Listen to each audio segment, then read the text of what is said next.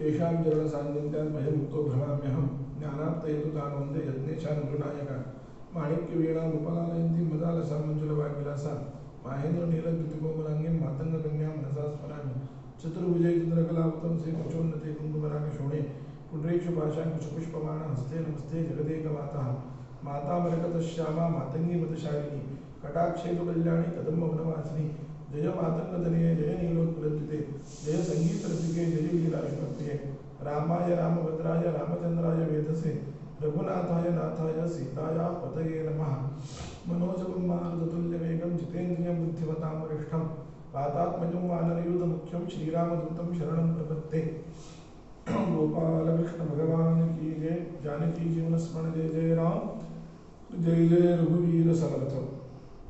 सर्व श्रोतृवृंदांचं मी प्रथमतः स्वागत करतो।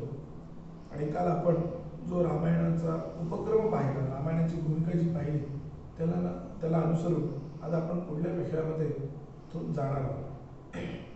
रामचंद्रांचा जो जन्म झाला तो वंशही अत्यंत दिव्य आहे। त्याही वंशाचा थोडंसं आपल्याला इतिहास म्हणा किंवा पृष्ठभूमी म्हणून म्हणा त्याचाही विचार करणं अत्यंत आवश्यक आहे।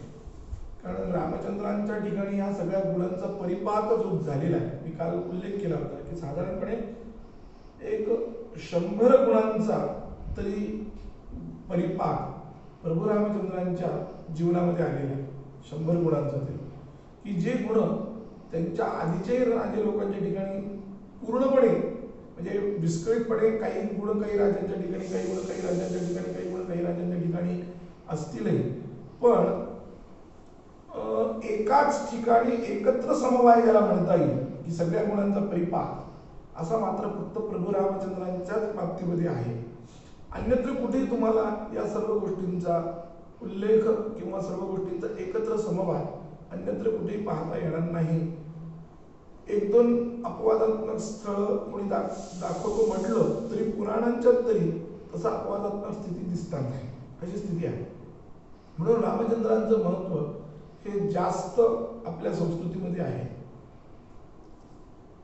त्यांच्यासारखा राजा झाला नाही, त्यांच्यासारखा मुलगा झाला नाही, त्यांच्यासारखा भाऊ झाला नाही, त्यांच्यासारखा पती झाला नाही, त्यांच्यासारखा आदर्श नेता झाला नाही, त्यांच्यासारखा उत्कृष्ट विद्वान झाला नाही, त्यांच्यासारखा धनुर्वेत्ता झाला नाही, त्यांच्यासारखा राजनीतितज्ञ झाला नाही, त्यांच्यासारखा शिष्य झाला नाही, त्यांच्यासारखा पिता झाला नाही। असे प्रत्येक गोष्टी जर आपण काढायला लागलो तर या सगळ्या गोष्टीमध्ये नंबर 1 अव्वल दर्जाचा जर भाग जर असेल तो प्रभू रामचंद्राच्या ठिकाणी आहे। पण हे होण्यासाठी काय एवढी सगळी विभूती एखादी जन्मायची म्हणजे ही युगानुयुगातून एखादी विभूती जन्मत असते, हे सत्य आहे। तुम्ही रामचंद्रांना अवतार माना अथवा न माना, पण तरी सुद्धा रामचंद्रांसारखी विभूती एखादी जन्मायला ही खरोखरच एखादं काही पुण्य असावं लागेल किंवा काही गोष्टींचा तरी समवाय एकत्र येणं हे सहजासहजी शक्य नाही, हे तरी कोणी मान्य करायला काही हरकत नाही। अदृष्टाचा भाग जरी कोणी अमान्य करतो म्हटलं तरी सुद्धा अशी एखादी व्यक्ती जिच्यामध्ये एवढ्या सर्व गुणांचा परिपाक समुच्चय एकत्र दिसणं, अशी व्यक्ती ही युगानुयुगामध्ये एखादी दुसरीच असणं शक्य आहे। ती पुन्हा प्राप्त होणं शक्य नाही, तशी व्यक्ती पुन्हा मिळणंही शक्य नाही, हे मात्र वस्तुस्थिती आहे। आणि म्हणून रामचंद्रांच्या ठिकाणी या सगळ्या गुणांचा परिपाक जो झालेला आहे तो कशातून आला याचं जर थोडंसं आपण चिंतन करायला लागलो तर मुळात माझं जे चिंतन आहे की ते म्हणजे मला असं वाटतं की भारतीय संस्कृतीमध्येच या सर्व गोष्टी आहेत।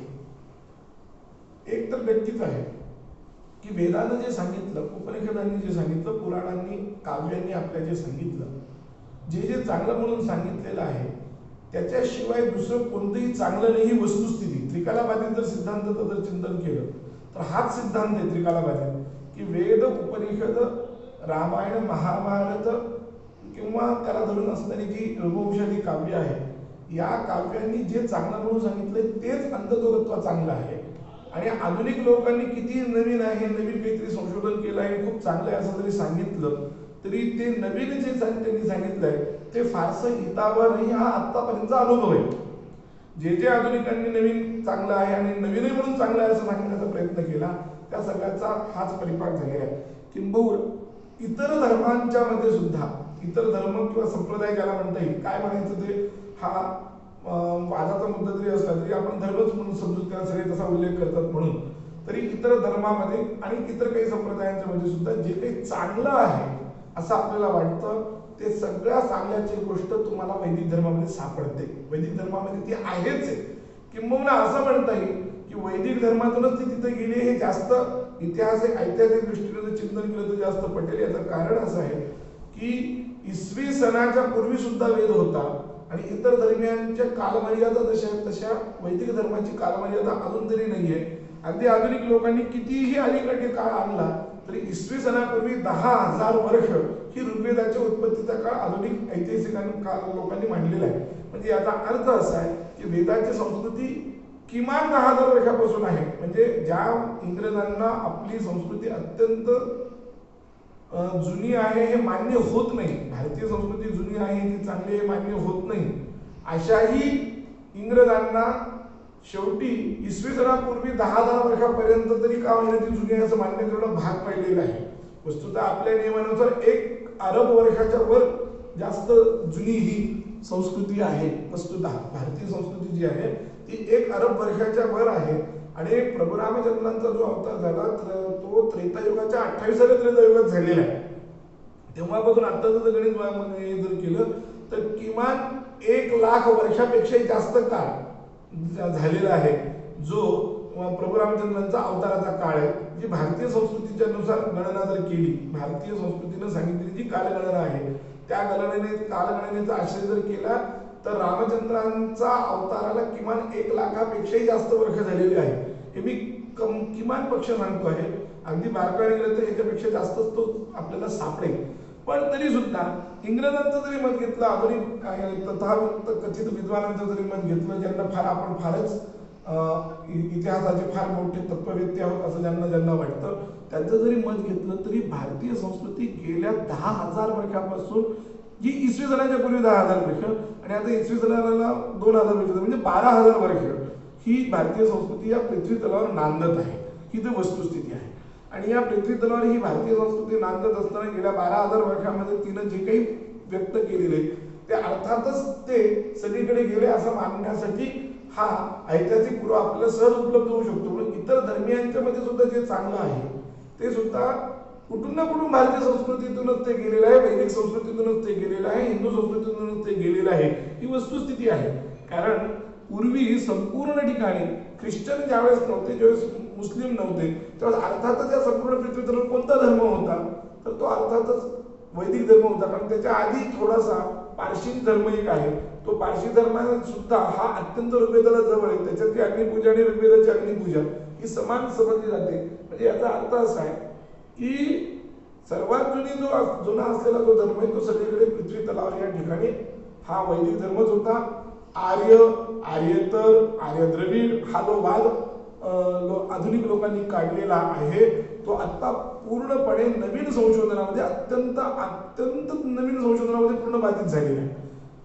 सगळे सनातनी लोक तर हा पक्ष कधी मानतच नव्हते. सनातन परंपरेनुसार कधीही आर्य वेगळे आणि द्रविड वेगळे अशी कधी भूमिकाच नव्हती. कारण आर्य म्हणजे सुसंस्कृत असाच अर्थ आपल्याकडे आहे. आर्य नावाचा कुठला वंश होता हे मान्यच नाही. पण इंग्रजांची एक थिअरी होती, काही गृहीतक होती इंग्रजांची, आणि त्या इंग्रजांनी त्या थिअरीनुसार त्यांना जे इथं राज्य करायचं होतं त्यासाठी त्यांनी काही गोष्टी मांडल्या होत्या. आर्य वेगळे, आर्य वंश वेगळा, द्रविड वंश वेगळा, आणि म्हणून मोहनजोदडो नावाची एक नवीनच कुठलीतरी संस्कृती त्यांनी काढली होती, ती उत्थापित केली होती. पण त्या मोहनजोदडोच्याही याच्यामध्ये खननामध्ये एक असं चित्र सापडलं होतं की ज्या चित्रावरून सुद्धा ऋग्वेद संस्कृती सगळीकडे होती असं सांगता येईल.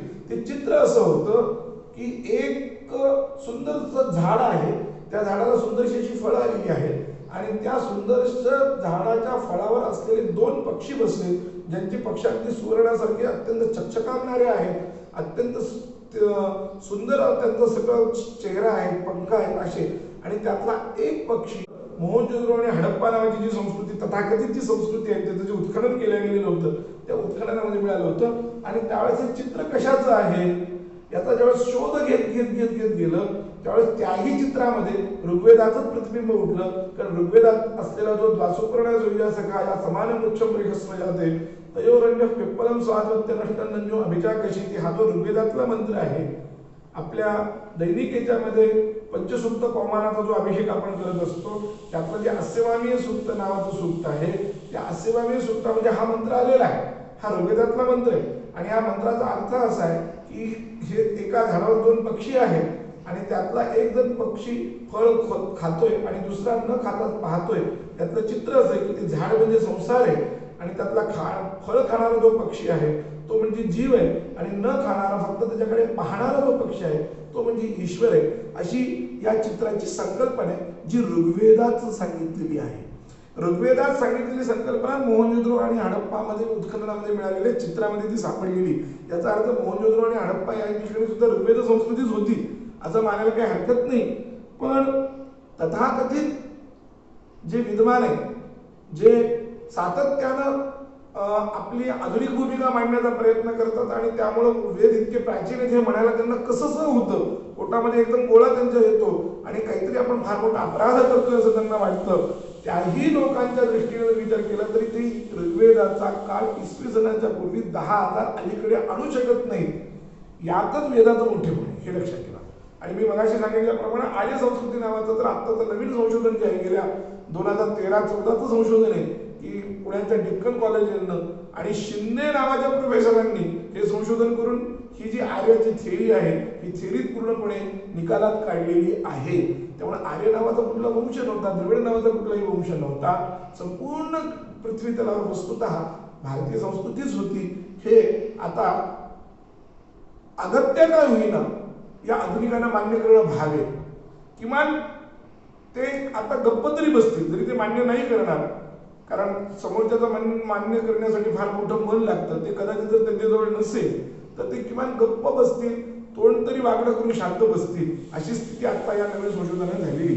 सांगण्याचं तात्पर्य भारतीय संस्कृतीमध्येच हा सगळ्या गुणांचा विकास सांगितलेला आहे आणि या सगळ्या गुणांचा समुदायाचं सार्थकी करण्यासाठीच भारतीय लोकांची परंपराच ही आहे की वेदानं जे जे सांगितलेलं आहे ते सार्थक्य करण्यासाठीच भगवंताचे अवतार झालेले. मृगोनवीव कुजुरो गिरिष्ठा हा असा एक वेदामध्ये मंत्र आहे. या मंत्राच्या सार्थकतेसाठीच भगवंताचा नरसिंह अवतार झालेला आहे. या मंत्राच्या सार्थकतेसाठी म्हणजे श्रुतीने जे सांगितलं, वेदानं जे सांगितलं त्या मंत्राची सार्थकता करण्यासाठी म्हणून भगवंताचे विविध अवतार झालेले. तसं या सगळ्या गुणांचा समुच्चय एकत्र करण्यासाठी म्हणून प्रभू रामचंद्रांचा अवतार झाला. ही भारतीयांची धारणा आहे, परंपरेची धारणा आहे. आणि तो अवतार घेण्यासाठी म्हणून प्रभू रामचंद्रांनी तसाच वंश निवडलेला. उगीच कुठेही झालेला नाही अवतार. तो वंश का झाला, तो त्याचं कारण आहे की रघुवंश जो आहे हा भगवान मनुपासून झालेला आहे. मनुस्मृतीच्या नावाने जे आज लोक खडे फोडतात तो या वंशाचा पहिला आद्य राजा प्रणवश्चंदसा विभ. कविकुलगुरू कालिदासांनी त्याला एक फार मस्त उपमा दिलेली की आसीत महिचिताम आद्यः प्रणवश्चंदसा विभ. आता वैवस्वतो म्हणून नाम माननीयो मनीषिणाम आसीन महिचिताम आद्यः प्रणवश्चंदसा विभ. कविकुलगुरू कालिदासांनी मनुचं वर्णन करताना असं सांगितलं की सगळ्या राजांचा पहिला राजा जर कोण असेल तर तो वैवस्वत मनु नावाचा मनु होता, ज्याने ही मनुस्मृती लिहिली आहे किंवा ज्याने ही मनुस्मृती सांगितली. वस्तुतः मनुस्मृती सुद्धा ही त्याने लिहिली नाही, भृगूंनी विचारलं आणि मग त्यांनी धर्माचा उपदेश केला असं सांगितलं गेलेलं आहे. असो, तो आपला मुद्दा नाहीये. पण तो जो मनु आहे तो कसा आहे, कविकुलगुरू कालिदास म्हणतात की वेदाच्या आधी जसा ओंकार असावा तसा सगळ्या राजांच्या आधी पहिला हा मनु आहे. आसीत मयीचिताम आद्यः प्रणवश्चंदसाम इव. प्रणव म्हणजे ओंकार, छंदसाम म्हणजे वेदांच्या आधी. वेदांच्या आधी ओंकार लावल्याशिवाय वेदाचं सार्थक्य होत नाही. हरिही ओम म्हटल्याशिवाय वेदाचं जसं सार्थक्य होत नाही किंवा वेदाचं जे ओमचं जे स्थान आहे हरि ओम म्हटल्यानं ते स्थान या राजे लोकांमध्ये सर्वात पहिला जो आहे तो वैवस्वत मनुचा आहे असं त्यांना सूचित करायचंय. अर्थात दुसरं एक सूचित करायचंय की ओंकाराचं स्थानाचं जे म्हणजे ओंकार जेवढा शुद्ध आहे, पवित्र आहे, तेवढा शुद्ध आणि पवित्र वैवस्वत मनु होता. म्हणजे या वंशाचा मूळ पुरुष जो आहे, जो सूर्यापासून पहिल्यांदा आला तोच विवस्वान. विवस्वानाचा मुलगा म्हणून त्याला वैवस्वत म्हणतात. विवस्वान म्हणजे सूर्य, त्याचा मुलगा म्हणून वैवस्वत म्हणतात. म्हणून या वंशाला रघुवंश हे नंतर रघु राजाच्या नावानं पडलं, पण सुरुवातीला हा जो वंश आहे, पुराणांच्या मध्ये या वंशाचं जे वर्णन आहे ते म्हणजे सूर्यवंश म्हणून, सूर्यवंश म्हणून, कारण सूर्यापासून हा वंश झाला, कारण सूर्याचा मुलगा हा वैवस्वत म्हणून आणि त्याच्यापासून हा वंश पुढं झाला असं मान्यता असल्यामुळे हा सूर्यवंश आहे. आणि तो त्या सूर्यवंशाचा हा मूळ पुरुष इतका शुद्ध आहे. म्हणून एखाद्या ठिकाणी एवढा चांगला मनुष्य जर जन्मायचा असेल तर त्यासाठी परिस्थिती पण चांगली असली पाहिजे. म्हणून मी थोडंसं आज रघुवंशीयांचं वर्णन मुद्दामून करणार आहे, मुद्दामून ते सांगणार आहे की काय होता की. आणि म्हणून कविकुलगुरू कालिदासांनी याचं जे वर्णन केलं ते 5 श्लोकामध्ये रघुवंशाच्या पहिल्या सर्गाच्या रघुवंश नावाचं जे काव्य कविकुलगुरू कालिदासांनी घेतलेलं आहे त्याला धरून हा त्यांनी पहिल्या 5 श्लोकामध्ये याचं विवरण अत्यंत सुंदर केलेलं आहे.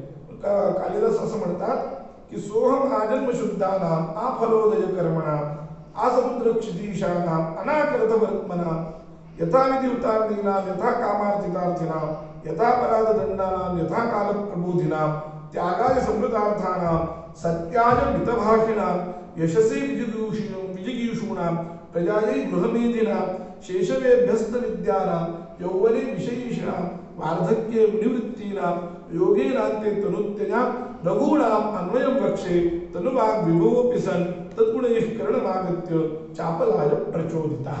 या 5 श्लोकामध्ये त्यांनी रघुवंशाचं वर्णन केलेले का, म्हणजे ही भूमिका म्हणून त्यांनी लिहिलेलं आहे की कालिदास असं म्हणतात की मी रघुवंशाचं वर्णन करणार आहे. मी का रघुवंशाचं वर्णन करणार आहे याचं कारण सांगण्यासाठी यांनी हे 5 श्लोक केलेले की कसे लोक आहेत ते रघुवंशी राजे लोक कसे, म्हणजे आजन्म शुद्धाना सर्वात पहिलं विवरण आहे, पहिलं विशेषण रघुवंशीला की ज्यांचा संपूर्ण जन्म अत्यंत शुद्ध वागण्यातच गेलेला आहे. अशुद्धी अजिबातच नाही त्यांच्या जीवनामध्ये, रुजुता आहे फक्त, वक्रता कुठेही नाही. शुद्ध या शब्दाने अभिप्रेत असलेलं कायिक वाचिक आणि मानसिक ही सगळीची सगळी सांगितली त्यांनी.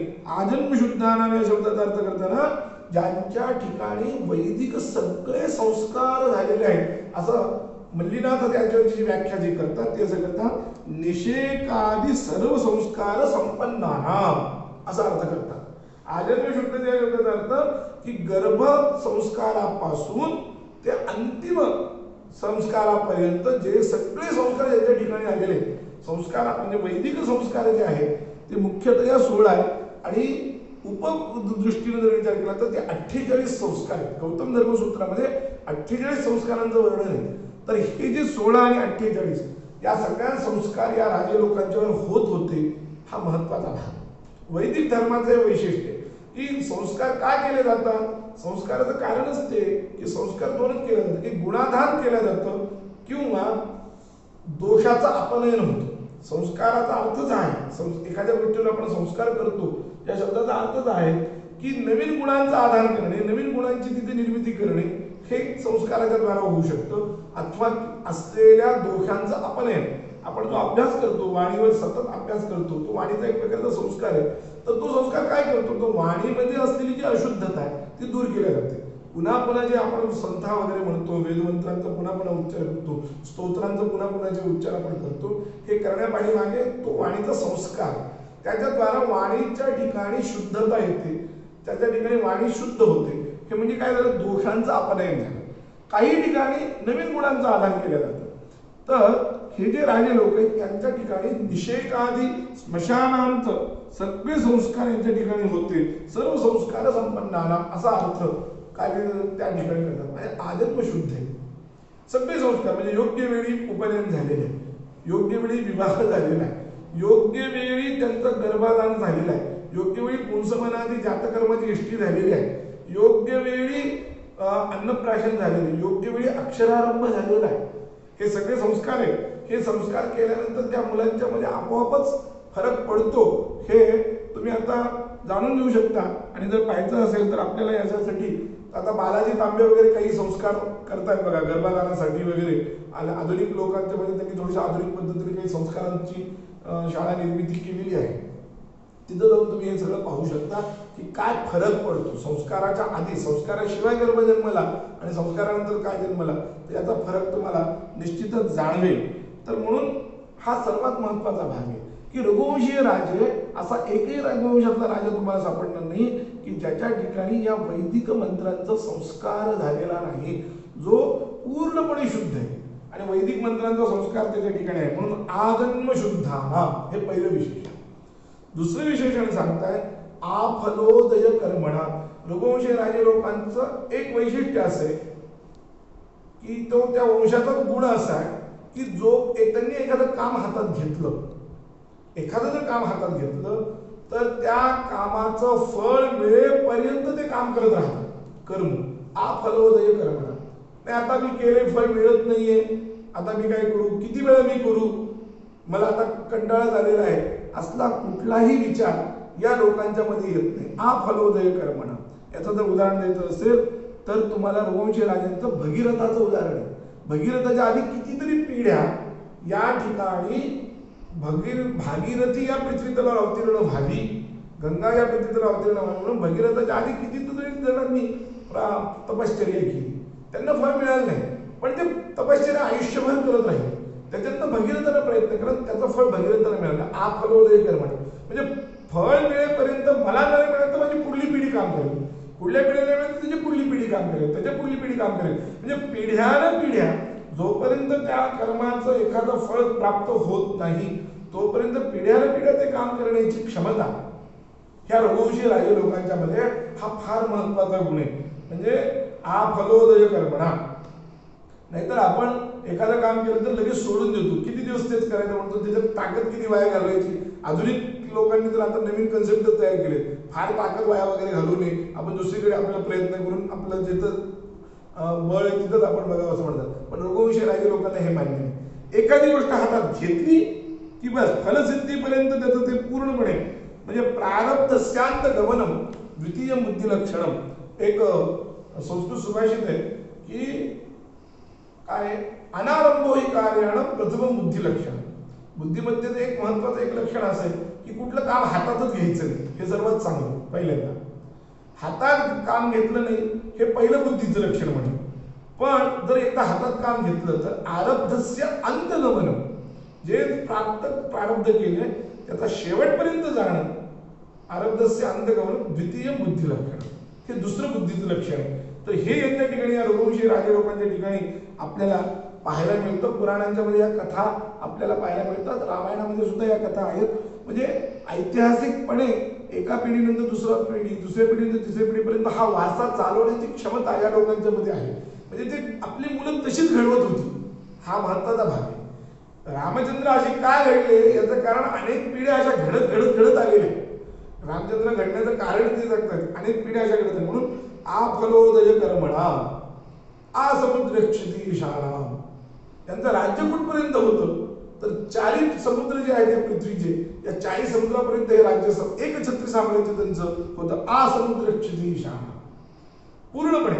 असं कुठलंही राज्य नव्हतं की ते राज्य यांच्या आधिपत्याखाली नव्हतं किंवा ज्याला मांडलिकतेच्या आधिपत्याखाली नव्हतं. सगळे राजे लोक यांचे मांडलिक होते, सगळे सगळीकडे आसमुद्र क्षितिशानाम. हे महत्वाचं म्हणजे सार्वभौम राज्य यांचं. म्हणजे प्रत्येक राजा जो जन्मला तो सार्वभौमच आहे. म्हणून रघुवंशामध्ये अश्वमेध यज्ञ करणारे जे राजे लोक आहेत ते सर्वात जास्त रघुवंशामध्ये झालेले अन्य इतर वंशापेक्षा. म्हणजे याचा अर्थ इतर वंशीयांनी अश्वमेध केला नाही असं म्हणायचं नाही, पण सर्वात जास्त अश्वमेध यज्ञ जर कोणी केला असेल तर तो रघुवंशीय लोकांनी केलेला आहे. म्हणून आसमुद्र क्षितिशाना, समुद्रापर्यंत पृथ्वीचे 40 समुद्र ही त्यांच्या राज्याची मर्यादा. आणि पुन्हा सांगतात अनाक अर्थवर्तमना. त्यांचा रथ कुठं जात होता तर म्हणजे स्वर्गापर्यंत जात होता. अनाक म्हणजे स्वर्ग. कुठेही या पृथ्वी तलावर तर त्यांचा रथ अडवण्याची कोणाच हिंमत नव्हतीच, पण स्वर्गातही त्यांचा रथ जायचा.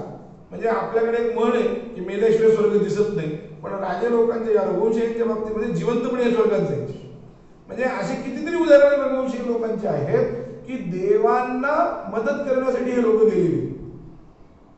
राक्षस आणि देव यांच्यामध्ये ज्यावेळेस सूर आणि असुर यांच्यामध्ये ज्यावेळेस युद्ध झालं आणि जर वेळ पडली तर त्या राक्षसांचा निराकरण करण्यासाठी, पराभव करण्यासाठी म्हणून देव लोक या पृथ्वी तलावरच्या या रघुवंशी राजे लोकांना बोलवत असत. खटवांग नावाचा एक राजा होता, जो रघुवंशी आहे तो मुद्दामून देवराज इंद्राला मदत करण्यासाठी गेला होता, किंवा दिलीप राजा सुद्धा देवराज इंद्राला मदत करण्यासाठी गेला होता, रघु सुद्धा देवराज इंद्राला मदत करत होता. म्हणजे या म्हणून हे महत्वाचं आहे की हे सगळेच राजे लोक स्वर्गामध्ये जर काही अडचण आली तर उलट दैवी शक्ती असलेल्या लोकांची गोष्ट वेगळी. वस्तुतः देवांच्या मध्ये मानवांपेक्षा जास्त ताकद असते, पण तरी सुद्धा त्यांना जेव्हा अडचण पडत होती ती देव लोक सुद्धा यांना सहाय्य मागायचे या राजे लोकांना. म्हणजे काय यांचं पुण्यप्रभाव आणि यांच्या मंत्र सामर्थ्य काय असेल, त्यांच्या ठिकाणचं तपस सामर्थ्य काय असेल आणि नैतिकतेचं वजन काय असेल याचा थोडासा विचार करा. सर्वात महत्वाचं सगळ्यांनी यांच्या मूळ नैतिकता आहे. ते नैतिकतेचं वजन एवढं होतं की आज समजतं, त्यामुळे अनाकृत वर्तपणा स्वर्गापर्यंत यांचा व्रत जायचा हे सगळं महत्वाचं आहे. आणि म्हणून आता इथून पुढे हे का झालं, असमुद्र क्षितिशाना अनाकृत वर्तपणा हे सगळं त्यांनी पहिल्यांदा सांगितलं. पण हे होण्याचं कारण जे आहे ते सर्वात महत्वाचं आहे की यथाविधी हुताग्निना. हे सगळे लोक सगळेच्या सगळे रघुवंशी लोक अग्निहोत्री होते, वेळेच्या वेळी अग्नीला आहुती देत असत. आपल्याकडे 3 आश्रमामध्ये अग्नीची उपासना सांगितलेली, ब्रह्मचर्य, गृहस्थ आणि वानप्रस्थ या 3 आश्रमामध्ये अग्नीची उपासना सांगितलेली. अग्नीची उपासना ही 3 वर्णांना आहे आणि 3 आश्रमाला आहे. त्यामुळं हे सगळेच्या सगळे राजे लोक जे होते ते यथाविधी हुताग्निना जसं विधी सांगितलेला आहे त्याप्रमाणे अग्निहोत्र रोजच्या रोज करत असत. आणि पुन्हा याच्याशिवाय सोमयाग, अश्वमेधादी यज्ञ वगैरे वगैरे करत असत. रघुवंशामध्येच वर्णन आहे की रघुराजानंतर विश्वजित नावाचा याग केला होता. ज्या विश्वजित नावाच्या यागामध्ये त्यानं एवढं दान केलं होतं की त्याच्याजवळ नंतर सोन्याची पात्र वगैरे काही राहिली नाही, सगळं देऊन टाकलं त्यानं. रघुवंशामध्ये 5व्या सर्गामध्ये आहे तो श्लोक, तबध्वरे विश्वजित क्षितिशम निशेष विश्राणितकोश जातम उपात्त विद्यो गुरुदक्षिणार्थी कौत्सव प्रपेदे वरतंतु शिष्या. अशी त्या 5व्या सर्गाची सुरुवात आहे. त्यात त्याने निशेष विश्राणितकोश जातम हे विवरण तिथे केलेले की निशेष विश्राणित म्हणजे अजिबात शिल्लकच नव्हता, विश्राणित म्हणजे देणे. संपूर्ण कोश त्यानं संपूर्ण न शिल्लक ठेवता त्यानं दान केलेला होता. असे हे लोक होते. म्हणजे दान धर्म करण्यामध्ये ते अजिबात मागे पुढे पाहत नसत. पण यथाविधी होता अग्निना, अग्नी यथाविधी जसं शास्त्रामध्ये सांगितलेले मला वाटतं म्हणून मी करणार असं नाही.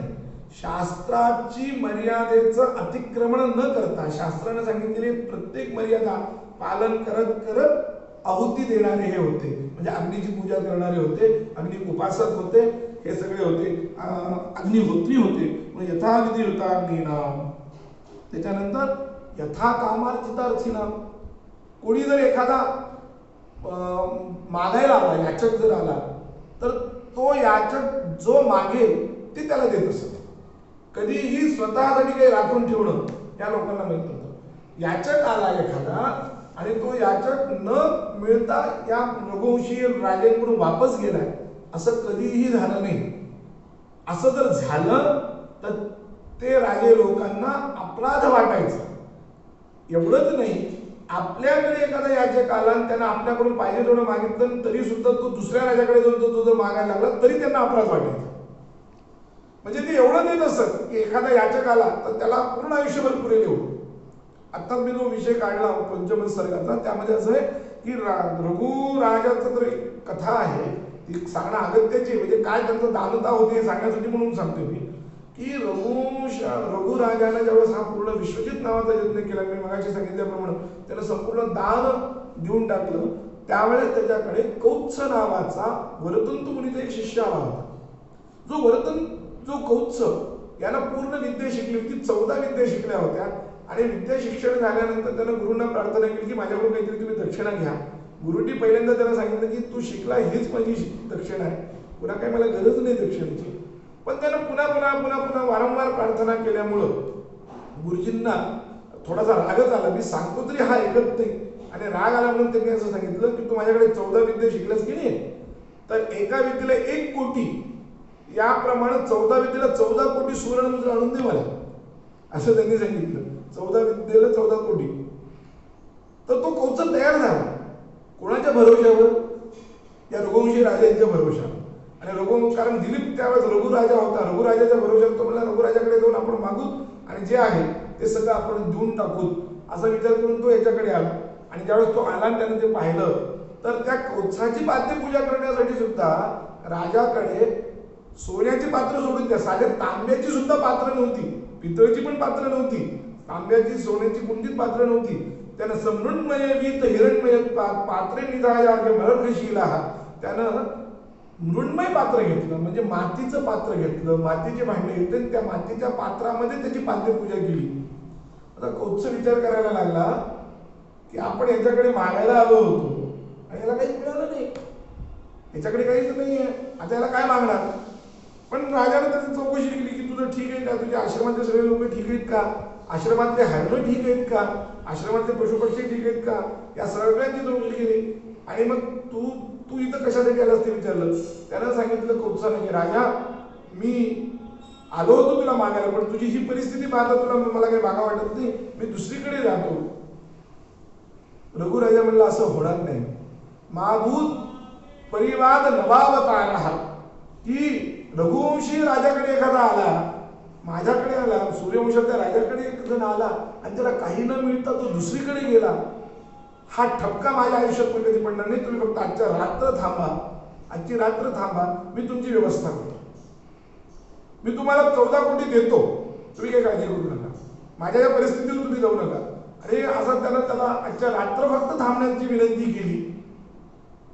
रघुच्या बोलण्यावर पूर्ण विश्वास असल्यामुळे कौत्स सुद्धा थांबला. आणि कौत्स थांबून कौत्सानं त्याला तो रात्रभर थांबला.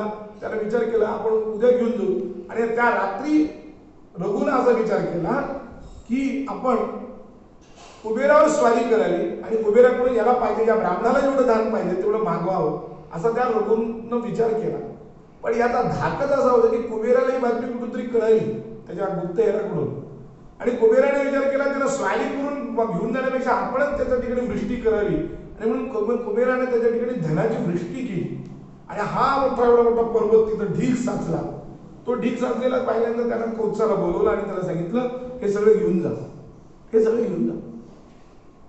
कौत्सानं बरोबर 14 कोटी त्यातले मोजले. आणि उरलेला ढीग म्हणला राजाला, म्हणला राजा हा मला आता याच्यावर 1 रुपया नकोय, हा तो उरलेला ढीग जे करायचं ते तुम्ही करा. राजा म्हणलं मी तुझ्यासाठी मागितलाय, तेवढे यातला 1 रुपया मला नको. कौत्स म्हणतो मी तुला थोडी तेवढे मागितले, मी 14 कोटीच मागितले, त्याच्यावरचा 1 रुपया मला पण नको. काय जनस्य साकेत निवास नसतो द्वावप्य भूता विभिनंत सत्व गुरुप्रदेया धृतनिस्प्रवृत्ती नृपोर्ची कामात अधिक प्रदश्च. कालिदासांचं वर्णन करताना कालिदास म्हणतात की त्या साकेत म्हणजे अयोध्यातले जे लोक आहेत त्या अयोध्येतल्या लोकांच्या समोर नवीनच भांडण सुरू झालं. आणि ते भांडण काय होतं की राजा म्हणत होता की हे तुझ्यासाठी मागितले म्हणून तू घेऊन जा. आणि तो शिष्य कौत्स जो आहे तो असं सांगत होता की मला 1 रुपया जास्त नको, मला जेवढा पाहिजे तेवढं मिळालेलं मला आता नको. गुरुप्रदेया जगदीशप्रवृत्ती, गुरुला जेवढं द्यायचंय त्याच्यावर 1 रुपया मला नको, म्हणून तो नको म्हणून भांडत होता आणि राजा हा घेऊन जा म्हणून भांडत होता. म्हणून ते सगळे लोक त्या दोघांचं कौतुक करायला लागले. जनस्य साकेत निवास नसतो द्वौ अपि अभिनंद भूतो, अभिनंद सत्तो, अभिनंद झाले, अभिनंदनास पात्र झाले, असं भांडण होतं. ही राजे लोकांची, रघुवंशी लोकांची खासियत आहे. तेच वर्णन केलं. यथा कामार्चितार्चिता, यथा काम, ज्याची जी इच्छा आहे, ज्यानं जे मागितलेलं आहे त्याला आर्थिक जो अर्थी आहे त्याप्रमाणे त्याला देऊन टाकणं ही या लोकांचं वैशिष्ट्य होतं. आणि एवढंच नाही की नुसतं दान धर्मच करत होते असं नाही, यांचं प्रशासनी तेवढंच पक्क होतं, शासनी तेवढंच पक्क होतं. यथापराध दंडानं, जसा अपराध असेल त्या अपराधाच्या नुसार दंड दिला पाहिजे. अपराधानुसार दंड दिला पाहिजे. कायद्यासमोर सगळे समान ही पद्धत त्या काळात नव्हती. अपराध काय आणि अपराध कोणी केला यावर दंड आहे. भारतीय संस्कृतीमध्ये कायद्यानुसार सगळे समान नाही. एखादा चांगला शहाणा सुना जर एखादा अपराध करत असेल तर त्याचा अपराध जास्त आहे. आणि एखादा अडाणी माणूस जर अपराध करत असेल तोच अपराध. समजा 2 रुपये एखाद्या शहाण्या सोन्यातून चोरले आणि 2 रुपये एका अडाणीनं चोरले तर आजच्या परिभाषेमध्ये तर दोघांना समान न्याय होईल. कायद्यासमोर सगळे सारखे म्हणून हा सगळेच एक सारखे. पण भारतीय दंडनीतीनुसार तसं नाही. त्याचा अपराध करत असताना अपराधाची मानसिकता याची जास्त आहे. जो शिकलेला आहे त्याला कळतं की अपराध करू नये, तो करतोय. आणि शिकलेला म्हणून जर अपराध करायला लागला, समाजामध्ये जर फिरायला लागला, तर समाजावर त्याचं वेगळं बर्डन पडतं, वेगळा विचार होतो, वेगळं त्याचे परिणाम वेगळे होऊ शकतात. म्हणून त्याला जास्त दंड आहे.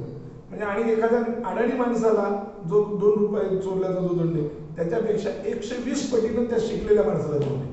मग कायद्यासमोर सगळे समान हे वाक्य ऐकायला जरी बरं वाटलं तरी वस्तुतः ते अत्यंत चुकीचे, खरं जर विचार केला तर अत्यंत चुकीचे. म्हणून यथापराध दंडानाम, अपराध कसा आहे, अपराधाचं मूल्य काय, अपराधाचा परिणाम काय होणार आहे, अपराध कोणी केला आहे, या सर्व दृष्टींचा विचार करून दंड देण्याचं सामर्थ्य यांच्यामध्ये होतं.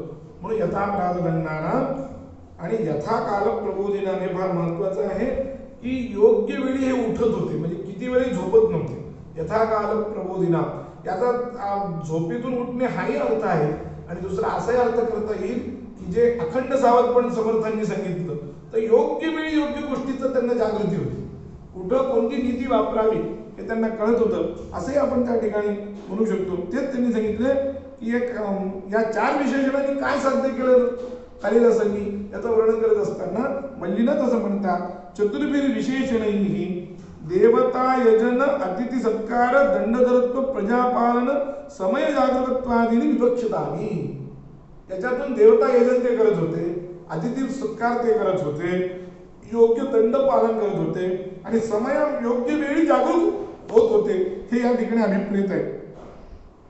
त्याच्यानंतर याचा अर्थ ते नुसते दैववादी होते असं नाही, अत्यंत प्रयत्नशील होते. त्यासाठी त्यांनी त्यागाय समृद्धार्था ते राज्य मिळवायचे. राजा लोकांवर त्यांनी स्वारी पण केलेली, सगळ्या राजांना आपलं मांडलिक पण करून घेतलंय आणि त्यांच्याकडून खंडणी पण घेतलेली, त्यांच्याकडून सगळं धन वगैरे ते वसूल करायचे. पण हे कशासाठी करायचे वसूल, स्वतःला मिळावं म्हणून नाही, त्यागाय, त्याग करण्यासाठी. त्यागाय समृद्धार्था, कारण ज्याच्याजवळ नाहीये त्यानं त्याग करणं वेगळं, ज्याच्याजवळ सगळं त्यानं त्याग करणं वेगळं. म्हणजे असताना त्याग करणं हे फार महत्वाचं. म्हणून त्यागाय समृद्धार्थाना. आणि आपल्या तोंडातून वायफळ बडबड ते कधीही करत नसत. उगीच बसले आणि विनोद करत बसले, उगीच बसले आणि गप्पा मारत बसले, असं कधीही त्यांच्याकडून होत नसे. कशामुळे होत नसे तर म्हणाले सत्याय मित भाषणा. आपल्या तोंडातून बोललं जे जावं ते सत्यच बोललं जावं, सत्याशिवाय बोललं जाऊ नये यासाठी ते मितभाष्य होते. म्हणजे जेवढं पाहिजे तेवढंच बोलत असत. हल्ली काय झालेलं आहे की प्रत्येक जण उठतोय आणि नुसतं बडबड बडबड करत फिरलेलं आहे. तथाकथित कार्यक्रम सध्या सुरू झालेले आहेत आणि बोललं पाहिजे, हसलं पाहिजे अशा या तत्वज्ञानाच्या नावाखाली वायफळ बडबडीचं सगळीकडे क्लासेस सुरू झालेले आणि वायफळ बडबड सगळीकडे चालू झाली. त्यामुळे समोरच्यावर तुमचा वजनच पडत नाही. जो गंभीर असतो त्याचं वजन पडतं का, तो वायफळ बडबड करत नाही, त्याच्या तोंडातून जे बोलल्या जाईल ते सत्यच असतं. मी एक सहज उदाहरण देतो. मी गाण्याचे कार्यक्रम पाहतो, त्या गाण्याच्या कार्यक्रमामध्ये बाकीचे सगळे लोक गाणे वगैरे म्हणत असताना ते परीक्षक सुद्धा नाचतात दिसतात, असं सगळं थिल्लरपणा सगळा चाललेला असतो. पण A.R. रहमान नावाचा जो आहे की तो अजिबात चेहऱ्यावरची सुरकुती सुद्धा हलू देत नाही. तो संगीतकार आहे A.R. रहमान, पण तो चेहऱ्यावरची सुरकुती सुद्धा हलू देत नाही. आणि त्यामुळे त्याला सगळे घाबरतात आणि सगळे त्याला हे करतात का, तेव्हा अजिबात फालतूपणा अजिबात करत नाही. थिल्लरपणा ज्याला म्हणतात तो अजिबात तो करत नाही. त्याच्या अत्यंत शांतपणे प्रत्येकाचं परीक्षण करतो, चेहरा अत्यंत गंभीर असतो आणि त्यामुळे त्याला बोलताना सगळेजण अत्यंत आदरानंच बोलतात, आदराशिवाय त्याला बोलत नाही. त्याचं कारण आहे की असं जर राहिलं तर तोंडातून वायफळ बडबड होत नाही, जे योग्य ते बोललं जातं. म्हणून त्यागाय समृद्धार्थानं नसेल तसं सत्याय मितभाषिणां हा रघुवंशी राजांकडून घेण्यासारखा गुण आहे की सत्याय मितभाषिणां, जी आता आपल्याला सगळ्यांना बडबड करायची जी सवय लागली त्यासाठी तर हा फार महत्वाचा विषय आहे.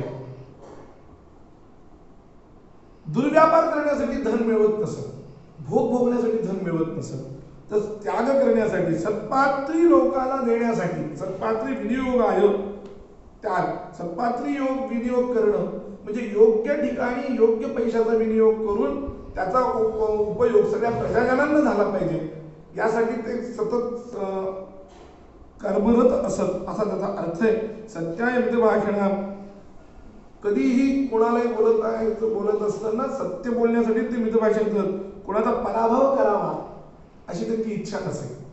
यशस्वी विजिगीषु होणार, यज्ञ त्यांनी युद्धही केले, आपण जिंकावं असंही त्यांना वाटत असे, पण या जिंकण्यामध्ये कोणाला खाली पाडणं हा उद्देश नव्हता, फक्त आपलं यशख्यापन व्हावं एवढाच उद्देश आहे. यशस्वी विजिगीषु होणार, कीर्ती फक्त व्हावी एवढंच त्यांची इच्छा होती.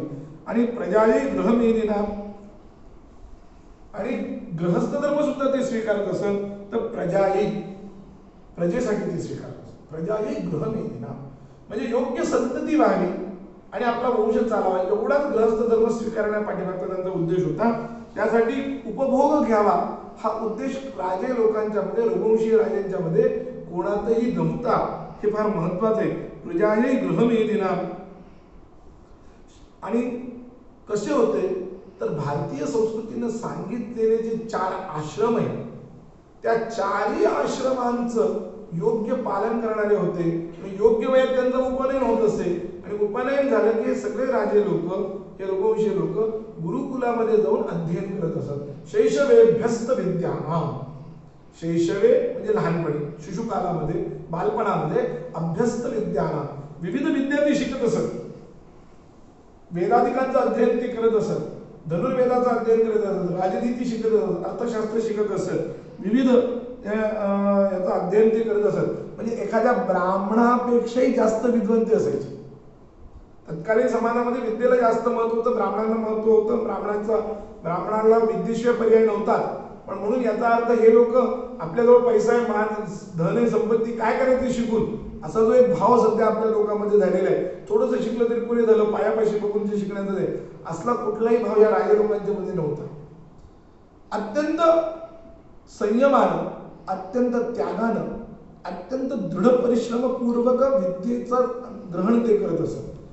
बुद्धी तर होतीच, कारण पुढं दिलीपाच्या बाबतीत वर्णन करत असताना कालिदासांनी फार चांगलं वर्णन केलेलं आहे, फार महत्वाचं वर्णन आहे की सेना परिच्छदस्तस्य द्वयमेवार्थ साधनं शास्त्रे शकुंठिता बुद्धी मोरवी धनुषी चातका, असं त्याला वर्णन केलं की दिलीप राजाचं राज्य चालवण्यासाठी, धन मिळवण्यासाठी, काहीतरी राज्य चालवायचं म्हणजे धन पाहिजेच ना, कोश वाढवला पाहिजे. या कोश वाढवण्यासाठी त्याचं 2च गोष्टी कारणीभूत होत्या. द्वयम एव अर्थ साधन, बाकी त्याची सेना नावाला होती, राजा लोकांकडे सेना असली पाहिजे म्हणून होती, कधी त्या सेनेला त्यानं युद्धाला पाठवलं नाही. 2च गोष्टी त्याच्या काम करायच्या. कोणते म्हणाले, एक शास्त्रेषु अकुंठिता बुद्धी, हे फार महत्वाचं. नीतिशास्त्राचं एवढं बारकाईचं ज्ञान त्याला होतं की कुठं कोणती नीती वापरावी त्यानंच सगळं प्राप्त होईल, त्यानंच हे सगळं प्राप्त होईल. शास्त्रेषु अकुंठिता बुद्धी. आणि जर वेळ पडली तर यानं फक्त धनुष्याची दोरी ओढली की काम झालं.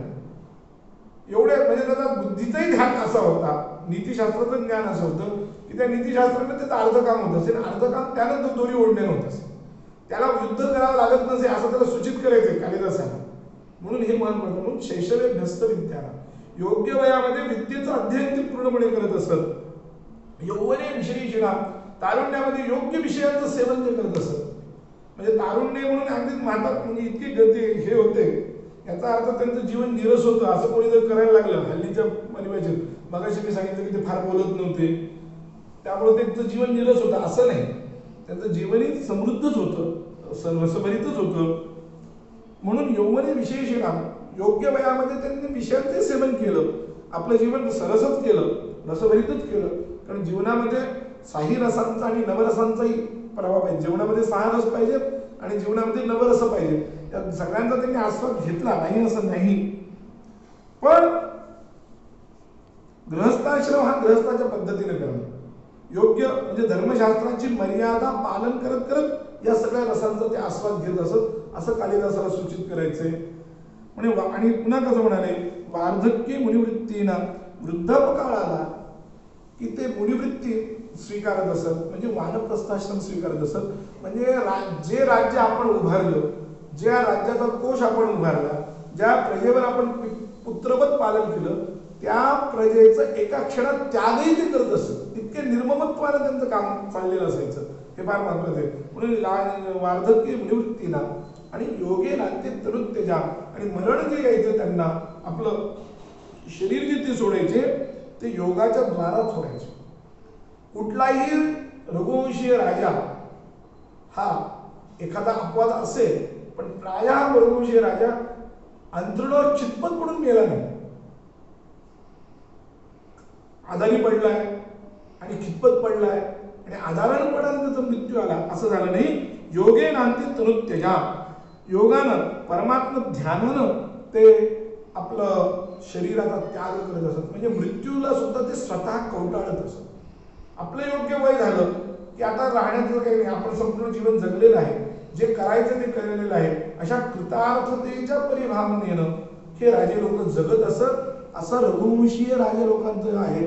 म्हणून म्हणाला कालिदास असं म्हणतात की रघुणा अन्वयं वक्षे तनुवाद विभो पिसन तत्गुण कर्णवागत्य चापलाय प्रचोदितः.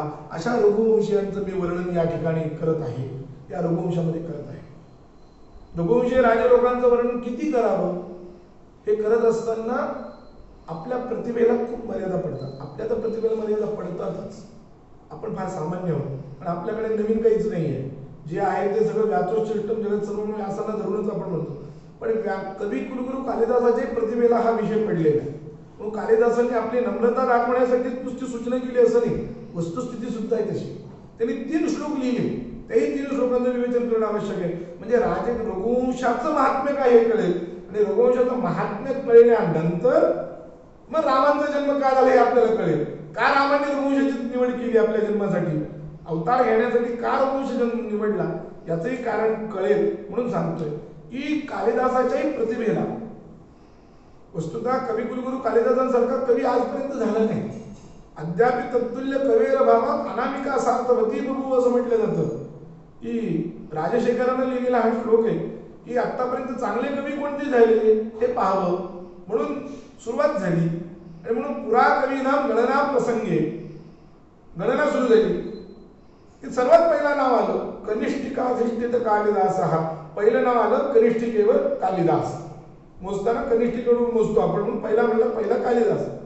पण दुसरा कोण असा विचार करायला लागले, दुसरा कोण याचा विचार ते करायला लागले. पण दुसरा त्यांना सापडलाच नाही. अद्यापि तत्तुल्य कवे हे अभावात, त्या कालिदासाच्या तुल्य कवीचा अभाव असल्यामुळं याला आपण अनामिका म्हणतो. या बोटाला कनिष्ठिकेच्या बाजूच्या बोटाला, म्हणून हिचं नाव सार्थक झालं. अनामिका सार्थवती बघू, तिला नावच मिळालं नाही कोणतं दुसऱ्या कवीचं, म्हणून तिचं नाव सार्थक झालं. असं राजशेखराने लिहिले, अनामिका सार्थवती बघू. असा कालिदास ज्याच्या प्रतिभेपुढे सगळे नतमस्तक झाले. पण तो कालिदास सुद्धा या रघुवंशीय राजे लोकांचं वर्णन करत असताना काय म्हणतो, चापलाय प्रचोदिता. मी चंचलतेने प्रचोदित झालेलो आहे, मला त्यांचे गुण माझ्या कानावर आले. तत्गुण कर्णवागत्य, आणि यांचं वर्णन आपण केलं पाहिजे, समाजापुढे यांचा आदर्श आपण ठेवला पाहिजे असं मला मनाला वाटलं. आणि मी थोडंसं चांचल्य केलेलं, चापल्य केलेले, आणि मी चापलला प्रचोदित, चापल म्हणून मी हे काम करतो. मी हे जे काव्य लिहितोय, रघुवंश लिहितोय, हे चापल आहे, एक चांचल्य, एक बालिशपणा आहे, ह्याची मला कल्पना आहे. पण मी काय करू, त्यांचे गुण आले आणि त्या गुणांनी प्रेरणा झाली, मला राहवलं नाही. कारण का माझा हा प्रयत्न कसा आहे, याचे 2-3 उदाहरणं त्यांनी दिली. कालिदास रघुवंशीय राजे लोकांचं वर्णन करणं किती अवघड आहे, प्रतिभेला किती अवघड आहे यासाठी त्यांनी 2-3 उदाहरणं दिली. पहिला श्लोक त्यांनी दिलाय, सूर्य प्रभवो वंशः क्वचाल्प विषयामती तितिर्षुर दुस्तर मोहात उडुपेनास्मि सागरम. हा पहिला श्लोक आहे. ते काय म्हणतात की सूर्यापासून निर्माण झालेला रघुवंश कुठं, त्यातले राजे लोकांचं एकेकाचं चरित्र कुठं, ज्यांच्या तपाचं वर्णन करणं किती अवघड आहे, आणि माझी अल्प विषय असतील मती कुठं, माझी बुद्धी त्याचं वर्णन करू शकेल असं मला सामर्थ्य नाही आहे माझ्यामध्ये, मला मान्य आहे. हे हा एक प्रयत्न माझा कसा आहे म्हणाले ते, की एखादी छोटीशी नाव घ्यावी आणि त्या नावेत बसावं आणि समुद्र पार करण्याचा प्रयत्न करावा. तसं माझ्या अल्प विषयाच्या बुद्धीने मी या रघुवंशी, म्हणजे रघुवंशांचं चरित्र समुद्रासारखं आहे आणि माझी बुद्धी एखादी छोटीशी नाव आहे. त्या नावेतून समुद्र किती पार करता येईल सांगता येत नाही. तसं माझ्या बुद्धीने या रघुवंशांचं किती वर्णन करता येईल सांगता येत नाही, त्यांना ध्वनित करायचं. म्हणजे रघुवंशीय राजांचं महात्म्य आणि त्यांचे गुण किती गुण होते हे तुम्ही पहा. प्रभू रामचंद्रांच्या आधीच्या लोकांचं सामर्थ्य किती होतं हे तुम्ही पहा. आणि या पार्श्वभूमीवर रामचंद्रांचं महात्म्य काय असेल याचं चिंतन तुम्ही करा. म्हणून मी मुद्दामून आज वाल्मिकी रामायण थोडंसं किंचित बाजूला ठेवून रघुवंशाचं महात्म्य सांगणार कालिदासाचा रघुवंश मुद्दावून घेऊन बसतोय. त्याचं कारणच ते. दुसरं तो असं म्हणतो कालिदास, मंदस्तवेश प्रार्थी गमिष्या विपहास्यता प्रांशुलभ्ये फले लोभा उद्बाहुरिव वामनः. मी अत्यंत मंद आहे. महाकवींचं सामर्थ्य मला प्राप्त व्हावं, महाकवींची चरित्र कीर्ती मला प्राप्त व्हावी असा विचार करून मी हे काव्य लिहितोय. आणि मला याची पूर्ण कल्पना आहे की लोक मला हसतील. गमिष्या विपहास्यता, लोकांच्या उपहासास मी पात्र होईल हे मला माहिती आहे. कारण राजे लोकांचं वर्णन, रघुवंशाचं वर्णन करणं हे सोपं नाही याची मला कल्पना आहे. माझा हा प्रयत्न कसा आहे त्याच्यासाठी त्यांनी अजून एक छोटासा व्यवहाराचा एक दृष्टांत दिला. एखादं उंच झाड असावं, त्या झाडाला फळं लागलेले असावे आणि एखाद्या बुटक्या माणसाला उगीच उड्या मारून घेण्याचा तो प्रयत्न करावा. प्रांशुलभ्ये फले लोभा उद्बाहुरिव वामनः, त्या बुटक्याला उगीच वर हात करावा आणि ते फळ घेण्याचा प्रयत्न करावा. ते जितकं हास्यास्पद आहे तितकं हास्यास्पद रघुवंशीय राजे लोकांचं वर्णन करणं, मी माझ्यासारख्या सामान्य माणसानं करणं हे हास्यास्पद आहे. हे कालिदासाची प्रतिभा बोलते, हे लक्षात ठेवा. ही सामान्याची प्रतिभा नाही बोलत, ही बोलते कालिदासाची प्रतिभा. आणि अजून एक म्हणतात, किंवा मग एवढं जर असेल तर तुम्ही प्रवृत्तच होऊ नका ना. कुणी असं म्हणेल तुम्हाला तर तुमच्याबद्दल खात्री नाही, पण तेवढे नाही, खात्री आहे, किंचित आहे. ती खात्री कोणती आहे? ती माझी बुद्धी आहे असं त्याचं वर्णन नाही. अथवा कृतवाग्पारे वंशस्मिन् पूर्वसूरिभिः मनोवज्र समुत्कीर्णे सूत्रस्य वास्ति मे गतिः. काय म्हणतात कालिदास की या वंशाबद्दल पूर्वसूरींनी खूप लिहून ठेवले, वाल्मिकींनी खूप लिहून ठेवले, वेदव्यासांनी खूप लिहून ठेवले आणि म्हणून त्याच्या जोरावर माझा प्रयत्न चालू आहे. कशाच्या? तर माझी गती कशी म्हणाले, एखादा असा रत्न असावा, दगड असावा, वज्र, आणि त्या दगडातला छिद्र पाडण्यानं वज्रानं छिद्र पाडावं म्हणजे मार्ग करावा आणि मग नंतर त्या मणीची माळ करण्यासाठी दोऱ्यानं त्यात आत प्रवेश करावा. तसं हे रघुवंशीय म्हणजे रघुवंशीय राजांचं चरित्र म्हणजे वज्र एक मणी एक. आणि त्या पूर्ववंशीय लोकांचं पूर्वसुरी जे आहे, महर्षी वाल्मिकी असतील, महर्षी वेदव्यास असतील, हे जे आहे ह्यांचं वर्णन म्हणजे काय आहे, ते वज्र किरण आहे, वज्रासारखं त्यांनी मार्ग करून दिला. आणि माझं वर्णन कसं आहे, सूत्रस्य वास्ति मे गतिः. तो आज जाणारा जो दोरा आहे की नाही, त्या दोऱ्यासारखं माझं वर्णन आहे. त्यांनी मला थोडंसं मार्ग काढून दिलाय आणि त्यामुळे मी हे करतो. सोहम आगमशुद्धना पाठीमध्ये म्हणतात.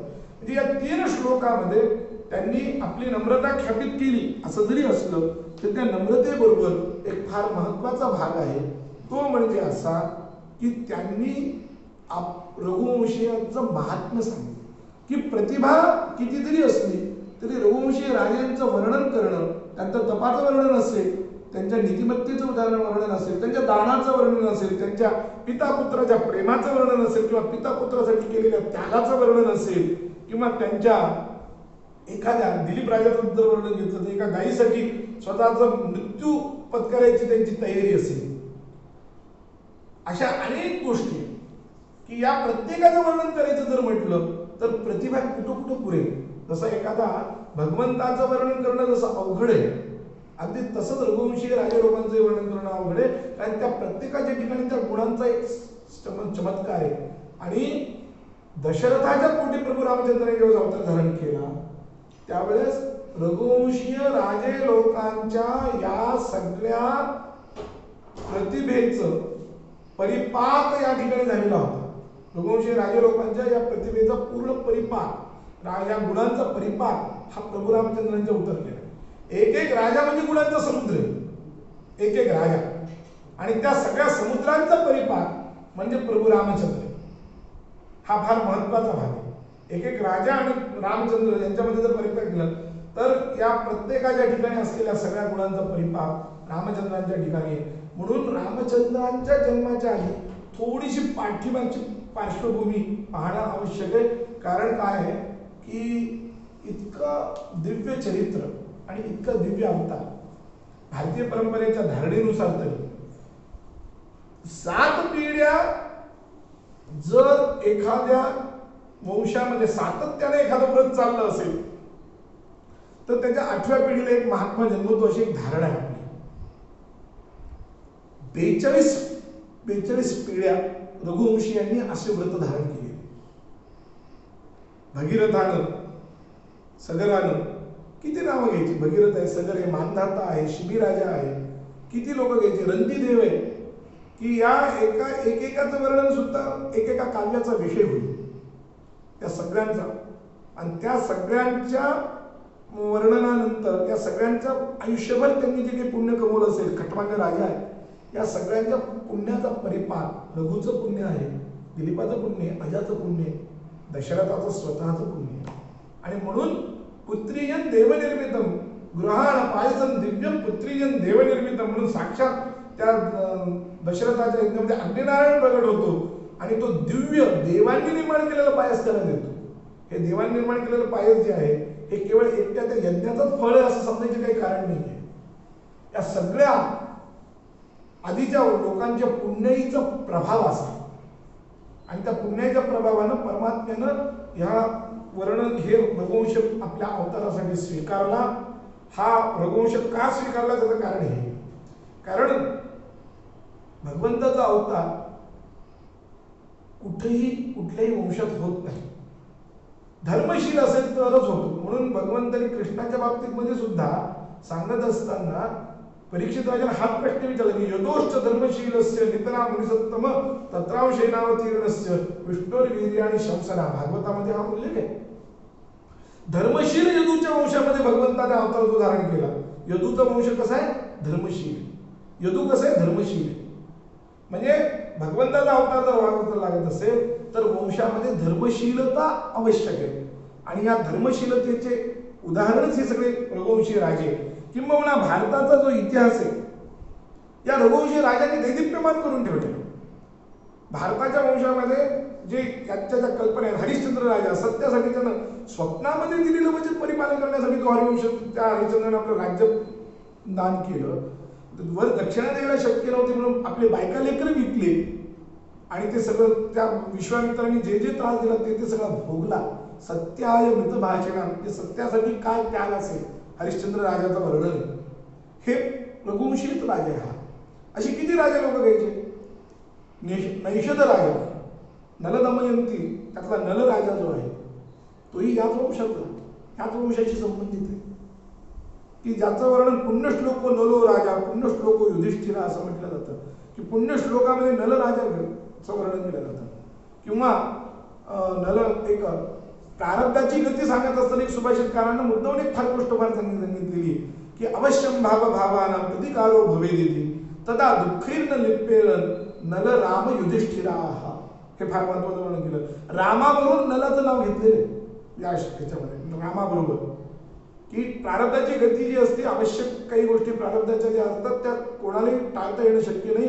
जर त्या टाळता आल्या असत्या तर आपल्यापेक्षा कित्येक पुण्यवान असलेल्या नल राम आणि युधिष्ठिराने त्या टाळल्या असत्या असं त्यांना या सुभाषितकाराला सांगायचं. म्हणजे नलाची जी गती आहे, नलाचं, कारण नलाच्या बाबतीमध्ये अशी एक गोष्ट सांगतात की नल राजा इतका धार्मिक होता की नलाला दमयंतीनं नलाला वरलं तर दमयंतीच्या स्वयंवरामध्ये अग्निदेव, इंद्रदेव, वायुदेव आणि सूर्यदेव हे 4 देव आलेले होते. या 4 देवांनी आपल्याला वराव म्हणून त्यांनी प्रयत्न केले होते. नलासारखंच त्यांनी रूप धारण केलं होतं. सगळे पाचीच्या पाची या 4 देवांनी अजून एक युक्ती केली होती की आमच्यापैकी कोणाला तरी वर हे सांगण्यासाठी आपलं दूत म्हणून नलालाच पाठवलं होतं दमयंतीकडे. दमयंतीने सांगण्याचे उद्याच्या स्वयंवरामध्ये मला वरू नकोस, तू या 4 देवांना वर. असं असताना सुद्धा दमयंतीनं ऐन वेळेस देवतांना प्रार्थना केली की मी मनानं नलाला वरलेलं आहे, त्यामुळे जे यातले देव असतील त्यांनी कृपा करून बाजूला व्हावं, माझ्यावर कृपा करावी. खरोखर तर माझ्या मनात एक तर मी जर खरोखर एकनिष्ठ असेल तर माझ्या त्या पुण्याच्या प्रभावाने आपल्या मनामध्ये तो विचार यावा असं तिने प्रार्थना केली. आणि मग देवांनी त्या ठिकाणी आपलं त्यांचं जे पाय जे आहेत ते आपोआप अधांतरी झाले. कारण मनुष्याचे पाय जमिनीला लागतात, देवांचे पाय जमिनीला लागत नाही, ते आपोआप अधांतरी झाले. ते 4 देव वस्तुतः तिथं 5 नल होते त्या ह्याच्यात, कारण त्या 4 देवांनी नलाचं रूप धारण केलं होतं. त्यामुळे ती संशयाक्रांत झालेली असताना तिने ही प्रार्थना करून नलाला वरलं. याचा राग कलीला आला. कलीला की देवाला सोडून एका मानवाला त्या दमयंतीनं वरलं, म्हणून या मानवाला मी त्रास देईन. याच्यासाठी कली नलाच्या पाठीमागे 12 वर्ष लागला. त्याला त्याची चूकच सापडत नव्हती धर्माची चूकच सापडत नव्हती. कधी तो चुकलाच नाही धर्मात. 12 वर्ष त्याला वाईट पाहावी लागली. एकदा एक चूक सापडली. ती चूक काय होती? लघुशंकेला जाऊन आल्यानंतर त्याने जे पाय धुतले, ते पाय धुत असताना उजव्या पायाच्या अंगठ्याचं नख कोरडं राहिलं. आणि एवढी चूक झाली आणि एवढ्या चुकीमुळं त्याच्या अंगामध्ये कलीनं प्रवेश करून कलीनं नंतर त्याला 12 वर्ष त्रास दिला. नलराजा काय म्हणजे काय धर्मशीलता या लोकांच्या मध्ये होती. आपल्या नलराजाचं चरित्र सांगायचं म्हणून नाही मी सांगत. रघुवंशी राजे लोकांचं धर्मशीलतेचं हे उदाहरण आहे. रंतीदेव आहे, शिबीराजा आहे. शिबीराजाकडे तो कबूतर जेव्हा आपला मागायला आला, त्या कबुतराला वाचवण्यासाठी म्हणून त्यानं त्या कबुतराच्या जेवढं वजन आहे तेवढं आपलं स्वतःच्या मांडीचं मांस काढून त्यानं दिलं आणि त्या कबुतराला वाचवलं. एका कबुतराला वाचवण्यासाठी आपल्यावर आलेली वेळ म्हणजे आपला प्राण देण्याची सुद्धा तयारी शिबीराजाचं महात्म्य सांगणारी रंतीदेव 48 दिवस त्यांना उपवास घडला. 48 दिवसानंतर त्यांना अन्न मिळालं. पण इंद्राने त्यांची परीक्षा पाहण्यासाठी म्हणून वर एका ब्राह्मणाचं रूप धारण करून तो तिथं आला. त्यांनी अत्यंत संतुष्ट मनानं चेहऱ्यावरची सुरकुती सुद्धा न हलू देता ते सगळं 48 दिवसानंतर मिळालेले एक वाटीभर द्रोणाचे जे हुलगे ते सगळे त्यांना देऊन टाकले. असं 3 वेळा घडलं 48 दिवसाच्या उपवासानंतर. आणि 3ही वेळा त्यांना अत्यंत मनात प्रसन्नतेनं ते दान केलं. हे रंतीदेवाचं वर्णन आहे. म्हणजे आपल्याकडे कोणी मागायला आला तर आपली व्यवस्था काय हा महत्वाचा मुद्दा नाही, येणाऱ्या अतिथीचं महत्त्व आहे. हे दान करण्याचं सामर्थ्य या लोकांच्या मध्ये होतं. हे अशा अनेक रघुवंशी राजे लोक आहेत. म्हणून रघुवंशाचं वर्णन करणं अवघड आहे. कालिदासाच्या प्रतिभेला तो प्रश्न पडलेला आहे. निश्चितच आपल्या प्रतिभेला तो प्रश्न पडणारच आहे, यात काही संशय नाही. पण मी मुद्दाम याच्यासाठी हे सगळं सांगितलं की रामाच्या अवताराचं महात्म्य कळावं, रामाचं चरित्र नीट समजून घ्यावं, यासाठी त्याचा बॅकग्राऊंड, हल्लीचा शब्द, त्याची पार्श्वभूमी, पृष्ठभूमी, का वंशाचं जे शुद्धता ती काय आहे हे सांगण्यासाठी, म्हणून ती काय असावी किंवा रामासारखा कधी अवतार धारण करतो यासाठी काय मर्यादा काय किंवा क्रायटेरिया काय आहे, तो क्रायटेरिया काय असला पाहिजे किंवा असतो, या सगळं समजून घेण्यासाठी म्हणून मी आज मुद्दाम रघुवंशी राजा लोकांचं हे वर्णन केलेलं आहे. हे आजचं झालेली जी संपूर्ण रघुवंश राजांच्या वर्णनाची जी सेवा आहे ती आपण प्रभू रामचंद्रच्या चरणी समर्पित करू आणि वाणीला पुढे विराम देऊ. आणि उद्या पुढल्या व्याख्यानात आपण उद्याचा जो विषय आहे तो मर्यादा पुरुषोत्तम श्री प्रभू रामचंद्रांचंच वर्णन पुढल्या 1-2 व्याख्यानामध्ये येईल. आणि त्याच्यानंतर रामायणातल्या इतरही पात्रांचं यथासंभव यथाशक्ती आपण करण्याचा प्रयत्न करू. झालेली सेवा पुन्हा एकदा समर्पित करू. वाणीला पुढे विराम देतो. जय जय